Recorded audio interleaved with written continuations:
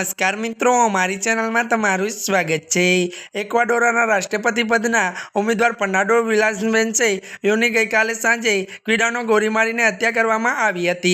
आ घटना राजकीय रेली दरमियान बनी हती। लगभग 2 अठवाडियाना पछी इक्वाडोरमां राष्ट्रपति चूंटणी योजाई रही छे, त्यारे 10 जुलाई योजानारी राष्ट्रपति चूंटणी माटे तेओ अग्रणी उम्मीदवारमां एक हता।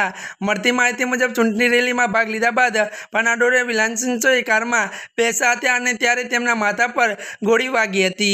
59 વર્ષે ફર્નાન્ડો રેલીમાં ભાગ લેવા માટે ક્વિડોની એક હાઈસ્કૂલમાં પહોંચ્યા હતા। ગોળી વાગ્યા બાદ તેમને હોસ્પિટલ લઈ જવામાં આવ્યા હતા, જ્યાં તેમને મૃત જાહેર કરવામાં આવ્યો હતો। ગોળીબાર ઘટના જનરલ મિલિયન રિન્જુસ પણ ઘાયલ થયા હતા। ઘટના અંગે મળતી માહિતી આપતા જનરલ મિલિયન રિન્જુસે કહ્યું હતું કે હુમલાઓએ ઇન્વેસ્ટે પણ હુમલો કર્યો હતો।